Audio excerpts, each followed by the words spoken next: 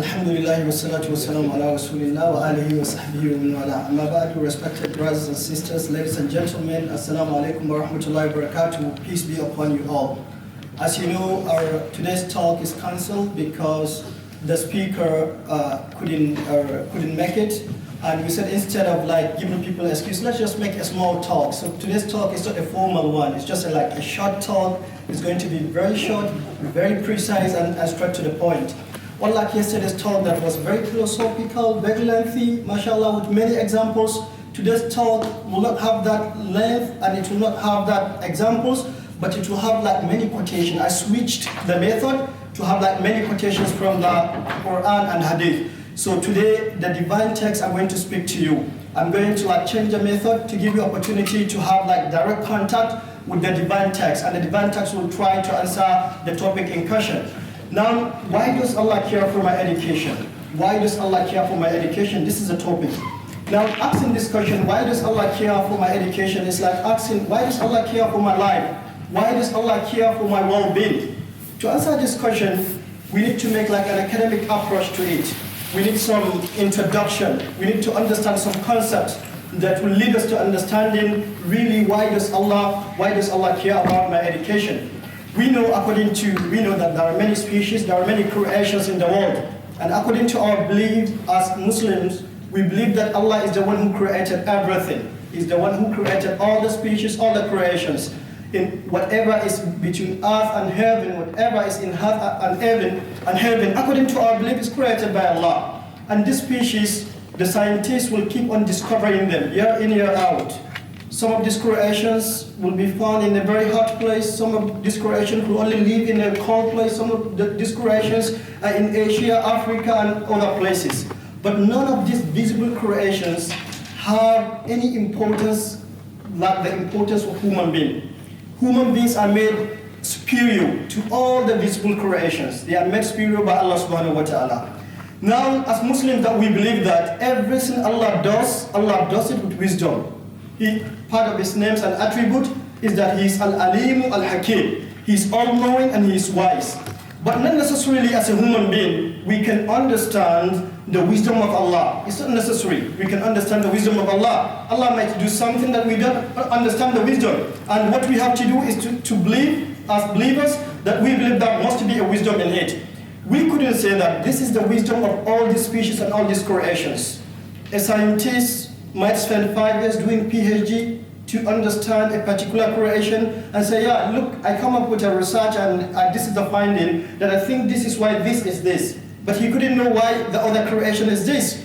And we are not obliged to know this.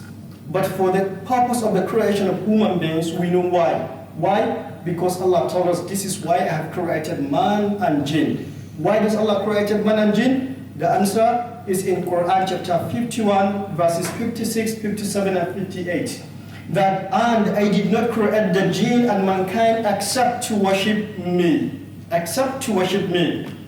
I do not want from them any provision. So it's not like if you are created to worship Allah, it's not that when my degree, what does Allah care about my education? I'm coming to that question. I'm making an introduction that will lead us to that question. So after your degree, if you had to acquire a job in a company, you become CEO, you become a very rich person, you acquire some expertise in your studies, and you establish your own business and you become a very rich person. Allah doesn't need any provision from you. It's not like your sponsor that will say that you have to sign a bond, this is what we want you to do after your education.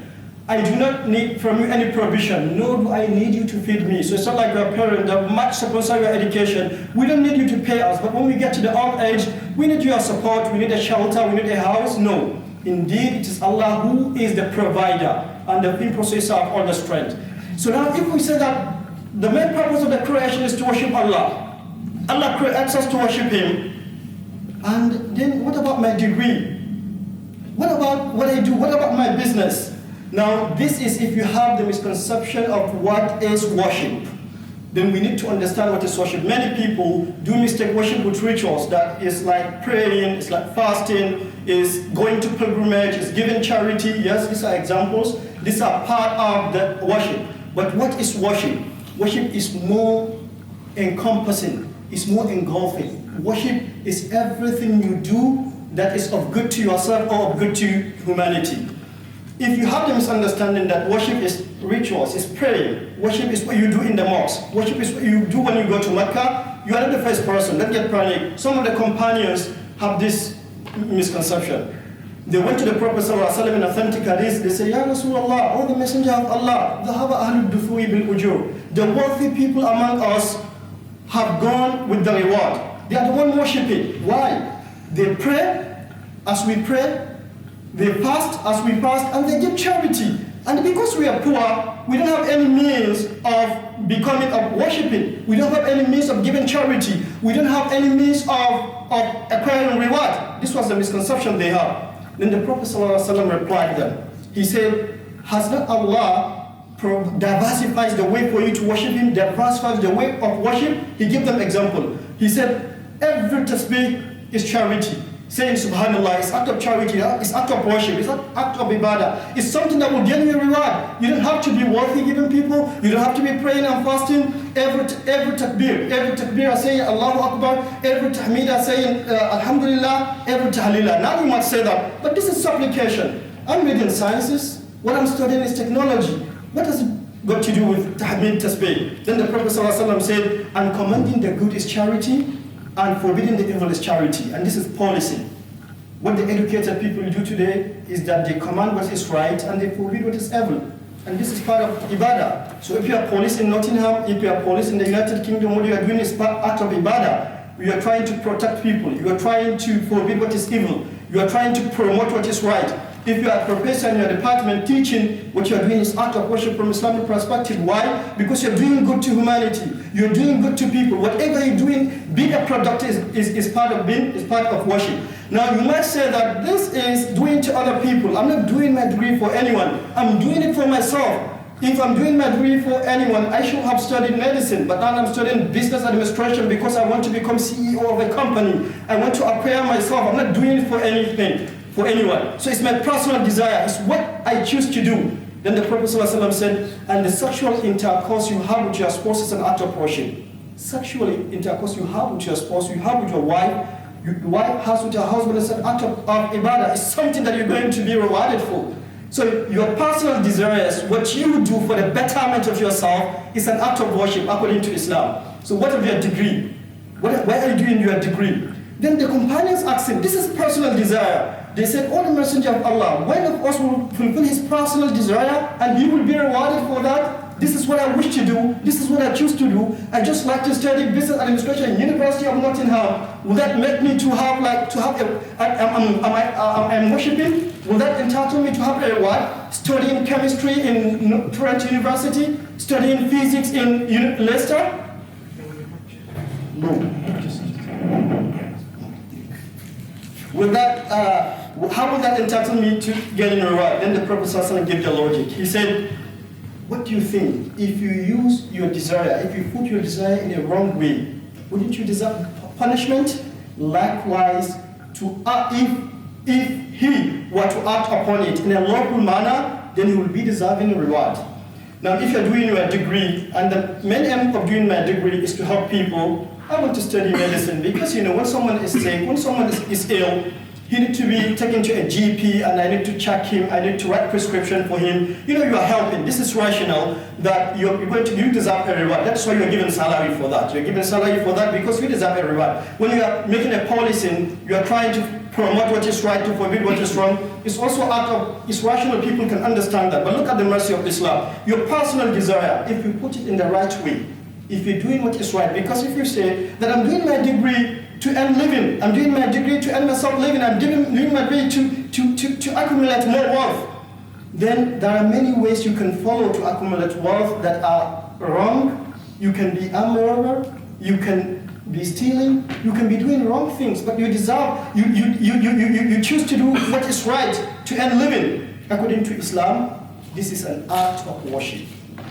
So now tell me, your degree, Allah cares about your degree. Allah cares about your education. Because your education, what you're doing, what you're studying is, either you're studying to help humanity, or you're studying to help yourself. There's another example from the hadith, from the statement of the Prophet, showing that whatever you do to help others is an act of charity, is an act of It's an act of ibadah, it's an act of worship, it's something you're going to be rewarded. The Prophet ﷺ said that's a sadaqah, charity. Every day that the sun rises, every day that the sun rises, there's something you can do as an act of worship, as an act of ibadah. First, doing justice between two people is an act of ibadah. It's a sadaqah, it's a charity, it's something you're going to get reward. Just to do justice between two people. You're working in the police department, you're working in a court, you're working as a leader of a group, and someone complains something to you, and you think that someone is wronged, and you want to help him in one way or the other to correct the mistake, to rectify what is going wrong. To do justice between two people is an act of charity, is ibadah. Assisting a man to mount his animal at that time, assisting someone to get to his car, assisting someone to show him where is Law and Social Sciences Department, assisting someone to show him where is the Portland building, where is the French building, holding a door. When you get in, you hold the door for someone to get in. This is an act of ibadah. This is what our religion says that you're going to be rewarded for.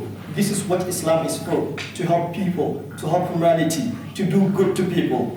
Another example, he said lifting up his belongings onto it is a sadaqah. When he mounts on his camel, when he mounts on his ride, and you lift his belongings to him, what you are doing is you are worshiping Allah. It's an act of ibadah. A good word, a good speech. When you look at someone and you tell him, yeah, you're looking good today. You smelling good today. Your scent is good today. I saw you smiling. I saw you looking so smart today. That's an act of ibadah. That's what you're going to be rewarded. As Muslims, this is what we believe. This is an act of worship. In another narration, even to smile to people, to look at someone, to smile at him, is a sadaqah. We know it's an act of charity. So removing harmful things from the pathway is sadaqah. This sadaqah is a charity, it's an act of worship. So you know why Allah cares about your degree. Because your degree is about helping people or helping yourself. If you're doing it to help yourself, if you're doing it to help people, if you're doing it to promote something that is right, if you are doing it to be productive in the community, if you are doing it to protect a harm from the community, to protect a harm from people, to do justice, to improve, to make some findings, to make some improvement in the well-being, what you are doing is an act of ibadah, is an act of worship. So Allah cares about degree. Then now I will give you the comprehensive definition of what is worship in Islam. Now this is what is termed as worship in Islam. It's a term which comprises everything that Allah loves and is pleased with, from outward or inner sayings or actions. So whatever, even you are sleeping, is an act of worship. Some scholars, Hassan al-Basri said that, I expect Allah to reward me if I'm sleeping the way I'm expecting Him to reward me if I'm praying in the night. Some scholars said why? He said because if I'm praying in the night, if I'm sleeping in the night, it's just a means of me to wake up and pray in the night. If you are degree now, you are doing it in order to help humanity, or in order to help yourself, or in order to help any creature of Allah, all the creation, any species. What I'm studying is fisheries. So my department is Department of Fisheries. What we're studying is study about fish. No, I'm studying a botany. It's about plant. Allah will reward you about that. A prostitute was granted Jannah because she fed a dog that was thirsty and she gave him water, and she was granted Jannah. This is a religion. She doesn't have to have a beard to be in hijab. This is the misconception many people have. Yeah, it's good. That's the code. That's the dressing code. But you don't have to be in the dressing code all the time to get to Jannah. There are things that you do aside that will also lead you to Jannah that are act of worship. So act of worship is whatever you do. Whatever you do that pleases Allah. And what will please Allah? What will please Allah is what you do to help yourself to better your own personal life, or the life of humanity, or the life of anything living thing. Anything living thing that you can help, that you can reproduce, that you can do good to, is an act of worship. Now you know why Allah will care about your education. Now your education is so special to Allah. Your education is just like local thing. Your education is just like lifting thing to help someone or to do justice between two people. If you have a good education, you're not going to end up helping two people or doing justice between two people or helping one person to mount his camel or to mount on his ride. No, you're going to help many people. You're going to help God knows how many people. You're going to write documents. You're going to make finding, researches. You're going to write books, and they're going to be beneficial to the Ummah. That is why education itself is given a great importance in religion, and education is general, not necessarily Islamic education, whatever education. We know the first verse to be revealed in Islam is which verse? The first verse of Quran to be revealed is which verse? Iqra, read. What? Read what? It's not mentioned, it's omitted. Iqra, angel shout to the Prophet, Iqra, recite, read. He asked him, what am I going to read? He said, recite in the name of your Lord.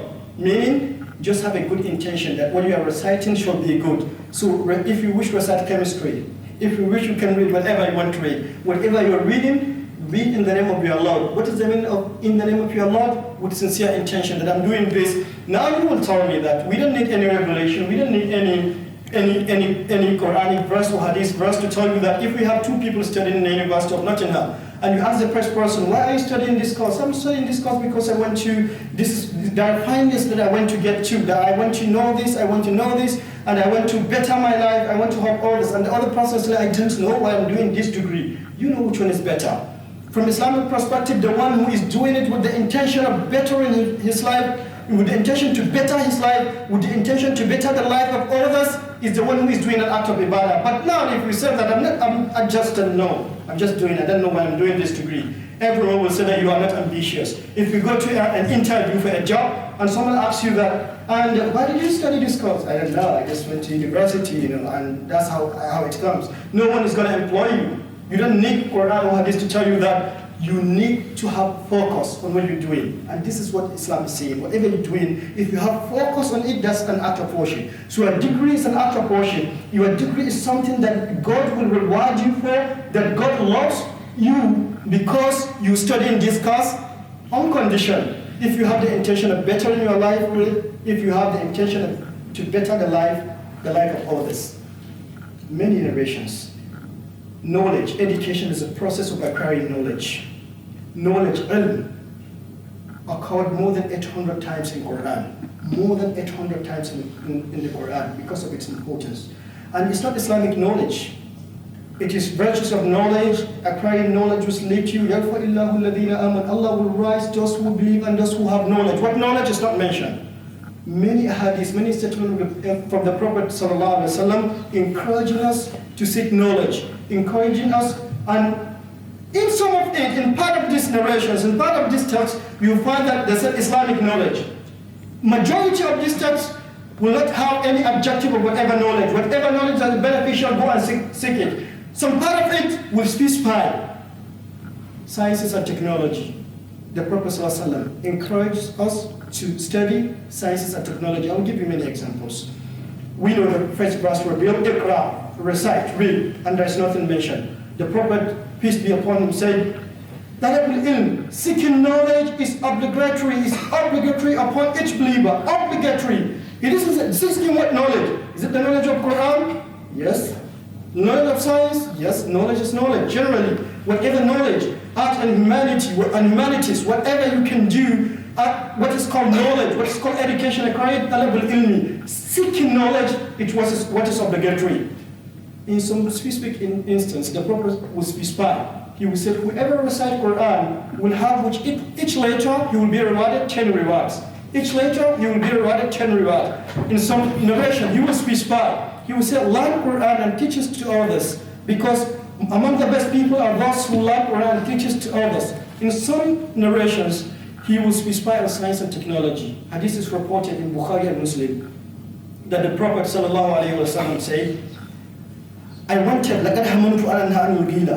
intended to forbid people, to forbid the breastfeeding, and to have someone to have intercourse with his wife when she's instead of breastfeeding.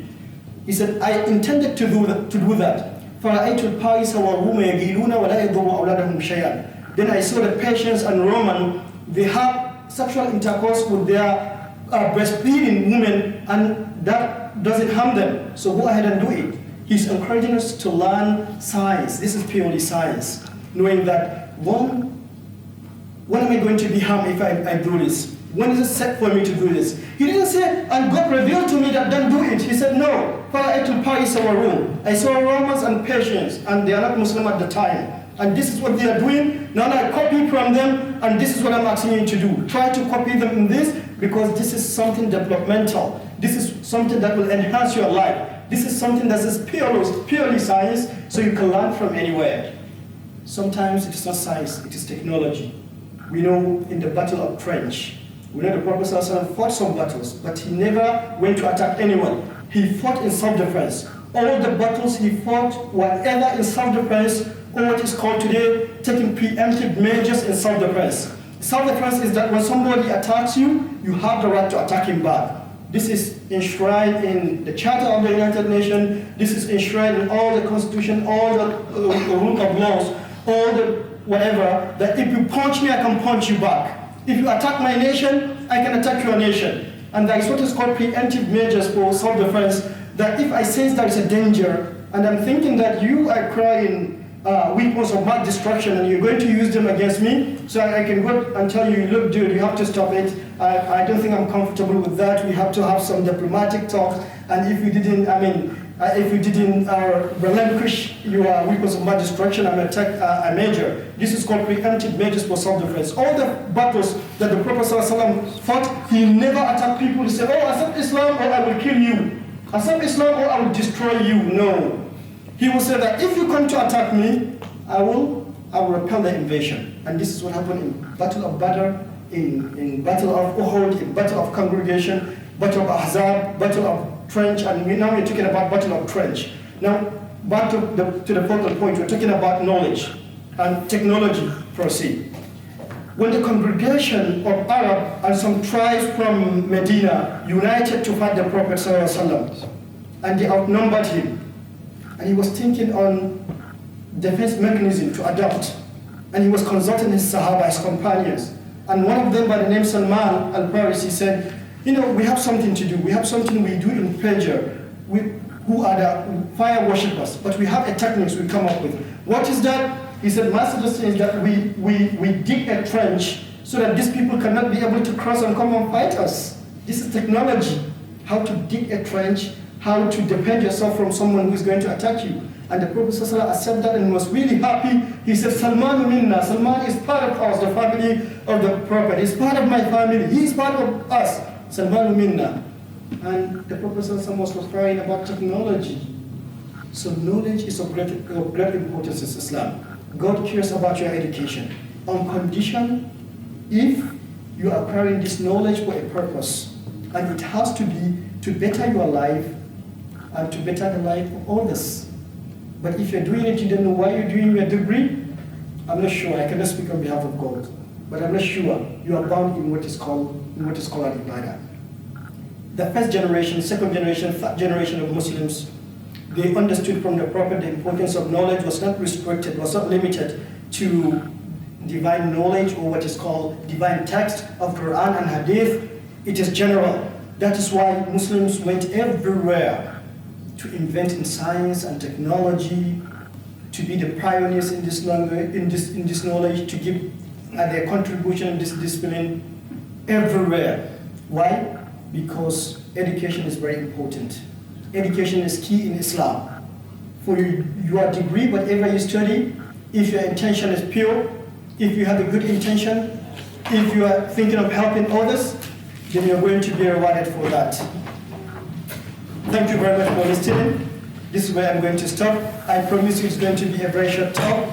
It was not organized just because the speaker couldn't make it. We said we have invited people, therefore we have to also attend to them. So I hope I can answer one or two questions that are related to the field. Have you texted the question? It shall be texted. Have you texted the question to the number? No, I'll just talk. Probably just talk, and it's part of worship to do something according to the rule. We have a rule, text, I hope we're talking about Islam, about civilization. So we said there is a rule, and so it's better if everyone goes with the rule. What do you think? you want me to text. Yeah. It's a bit long. It's a bit long, but it's a bit good. Yeah. Yeah, just questions. So you can't answer my question? Maybe I'll if you want to text in, but we've got a lot of questions that people have texted in first. So we think it's not fair if we set people to text questions and we answer your question. It'll take a long time. Like someone asked a question. If you would like to pursue a certain path of education but are opposed by your parents, what should you do? You cannot listen to the parents, but you want to do more. You want to please? So they said that if you would like to pursue a certain path of education, while your parents oppose you, what should you do? Well, I mean, we know obeying parents in Islam is of great importance to is a cardinal part of the religion. So you need to dialogue with them. Why do you think that I should pursue this part of education, this type of education? I think I want to do this because of this. If you are able to convince them, then go for it. You're pursuing education and you are convincing your parent. But if they said no for one purpose or the other, they might be on the right path. I mean, you are parents who always like what is good for yourself. So try to engage in dialogue. I wouldn't tell you that just go ahead, just don't mind your parents, or just obey them because I don't know what you're going to discuss. The outcome of your discussion will determine whether you will follow, you will be convinced with their opinion, or you're going to be convinced with their opinion, or they're going to be convinced with yours. So what I'm urging you is to discuss with them, to discuss with them, and the outcome of the discussion will be good, inshallah. Someone asked, does Islam emphasize women's education? Yeah, Islam emphasizes women education. We know there are many narrations. First, when the Prophet said, seeking knowledge is obligatory upon all believers. All believers. Are women believers? Yes, they are believers. And in many narrations, the Prophet is emphasizing the education, the knowledge, education of Aisha radiallahu anha to such an extent that when there is a dispute among his companions, the male companions, they will refer to her. Now, she's a female. But whenever there is dispute after the demise of the Prophet, when they are contemplating, what are we going to do? Is this the right thing to do? Or is it the right thing to do? They are contemplating, they are disputing among themselves. They will say, send to Aisha, the wife of the Prophet, she is the most knowledgeable, and she will tell you what is right.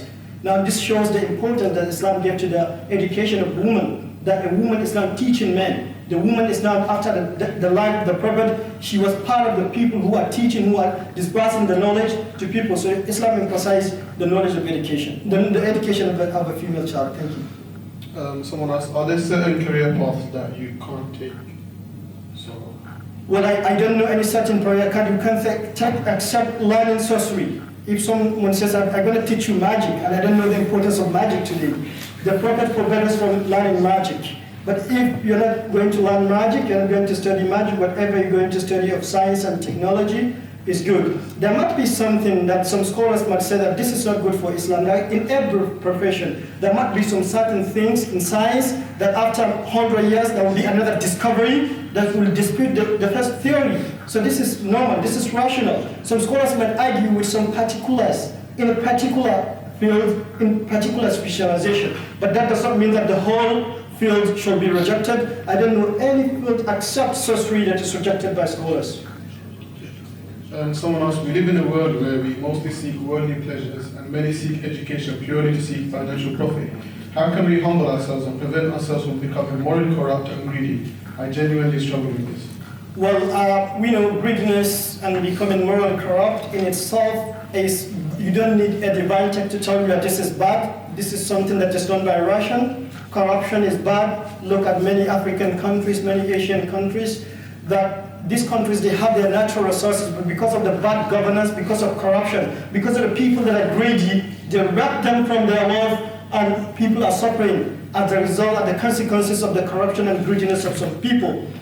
So what are you going to do? It's allowed in Islam to seek whatever knowledge, to seek whatever path for your personal development, for your personal benefit, because you want to acquire more wealth. It's not haram. Some people perceive that when I buy this bottle of water as £1 and I sell it £2 is forbidden. No, it's halal. To have a company that this and the company price, it costs the company, the production price is like 20 pence, but it is sold £2. There's nothing wrong with that, because you're maximizing profit for yourself, but do it in the right way.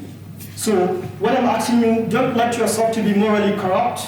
Don't let yourself to do anything that you will take the right of others, that you will acquire what is not proper, what is not lawful, what is not legal for you. But whatever you do for your own benefit, for the betterment of your life, is part of the religion and going to be rewarded for that, provided that that is legal, provided that that is permissible in Islam, provided that that is beneficial to others. I think the last question. Last question. If you want to seek the knowledge of menstruation and how shall I deal with issues of menstruation, this is preferable for male, right? For male, about menstruation. For female, of course, right? If you want to seek knowledge about, there are things, it depends on where you're talking, it depends on the type of knowledge. Some knowledge are preferable for particular gender, and others are depending on what type of knowledge. So if you're talking knowledge that is like studying what form of medicine has to do with women, or gynecology, like studying gynecology, this would be preferable for a female. She knows, she gives birth, so she will have more knowledge about that. She will have more compassion, she will be more compassionate in that field. She gave birth last year, so she knows the feeling. So she would be a better professional in that field than having a man. Maybe, yeah, if he's professional, he should have read something about it, but he will never have the experience like the experience of the one who is in the field practically. Thank you very much for listening. Wassalamu alaikum.